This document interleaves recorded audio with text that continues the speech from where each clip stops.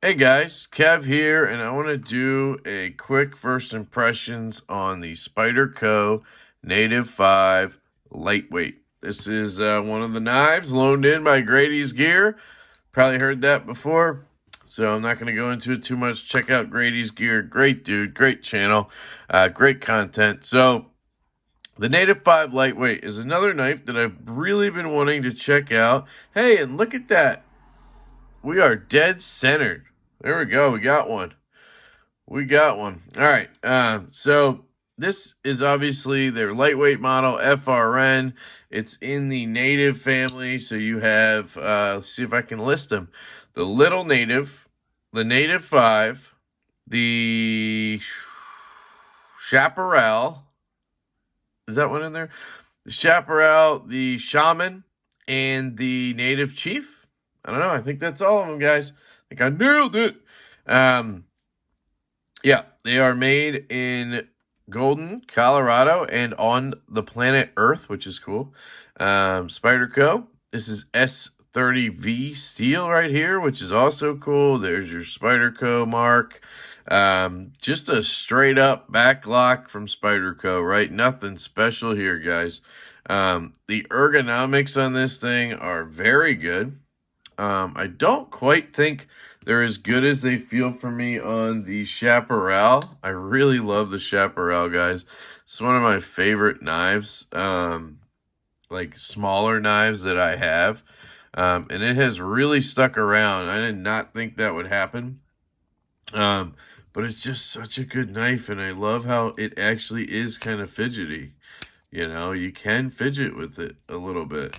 But yeah, so the Native 5 is kind of your step up from there, right? You get a little bit of thicker blade stock. You get a little bit of a longer knife, right? You get a little bit of a longer blade. You get a little longer grip. Right? This one's actually in CTS XHP. I would have preferred that on this, but, you know. So again, and that was the carbon fiber laminate version, and this is kind of the lightweight version of the Native 5. So you cannot really like Spidey flick this or anything. Some people have told me they can with their Native 5s. Maybe they have like really worked that spring out, but I mean, I can't do anything with it in terms of that. I can't thumb flick it. This is a slow roll, and it is a beast of a backlock. I mean, right about here, it kicks in. And you got to really give it the go on there to get past that spring, which is fine. It's a backlock, right? And again, very comfortable in hand. I mean, I honestly enjoy holding this knife and using this knife. I cut open some boxes, cut some paper just to see how it did. It's Spyderco, guys. It's got a good full flat grind. Great edge on there. It comes down to a relatively thin behind the edge, probably in the mid-teens, I'd call it, maybe like 17 thousandth. Yeah, just comfortable. I wouldn't really hold it back here or recommend it. You can.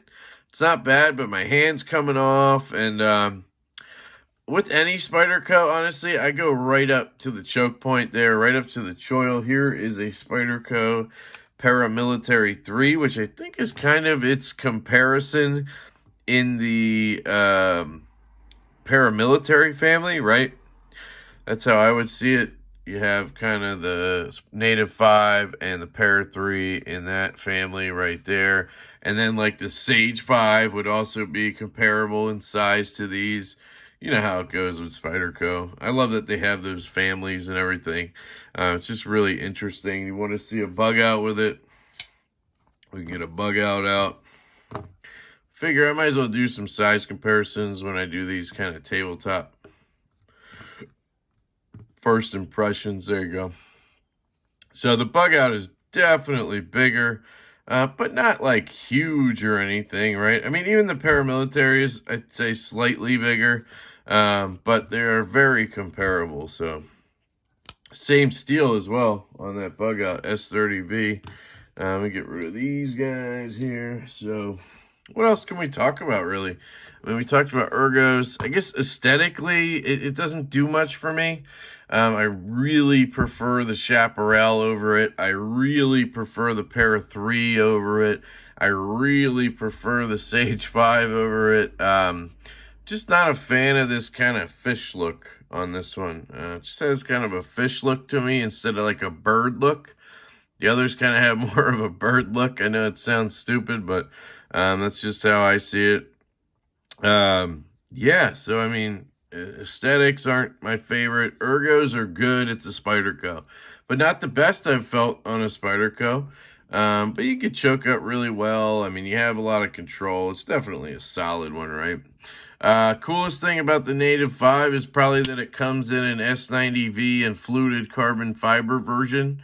I'd really like to try that one out sometime. I am not a fan of these FRN lightweight models in any way. Like I said, with Action, there's nothing really to say. It's a backlock.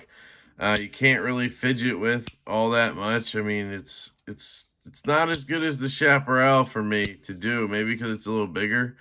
But you can definitely do it. You know, you can flip it down and then bring it down, thumb it open. I mean, this counts as fidgeting, guys. You're just doing the same thing over and over. That's fidgeting, right? So, does have that aspect to it. I am not a big backlock guy for that reason. But that Chaparral just speaks to me for some strange reason, you know. It does make some cool sounds when it clicks open and when it closes. So that's cool. And then, you know, price-wise and stuff, these are reasonable. I don't think they're, like, super expensive. I honestly don't know how much they are. I'd be willing to bet this is probably somewhere around $90 or $100 maybe. I mean, are we in, like, delicate territory with this, or are they more? I don't see why it would be more. Oh, it's 30V, yeah. I don't know. So let's call it $100, 115 on this, right? That'd be my guess. And then if you want one with G10, you're probably paying 130, something like that. Yeah, to me, that's not really worth it. And I should mention this clip is horrible. I mean, look how much of this knife sticks out of your pocket. You know, once again, we're talking about the lanyard hole taking priority over a clip. Like, it's so fucking stupid to me. I don't know why Spyderco continues to do that, but yeah, guys, that's a quick first impressions of the Spyderco Native 5 Lightweight. Thanks again to Chris from Grady's Gear for loaning these in. I'll get to the full reviews of all of his knives shortly. I need to get them back to him, but I want to have a little more experience with them. I absolutely love you guys so much. I hope you have a fantastic day, and I will catch you later.